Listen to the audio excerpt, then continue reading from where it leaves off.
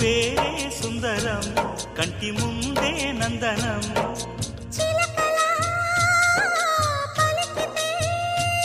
ఉండిపోదా సంబరం ఉండే కాదా మందిరం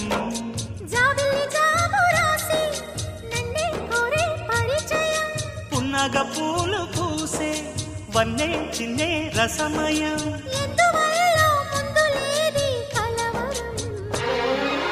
అగిరి పడిన పెదవికేంటి అర్థం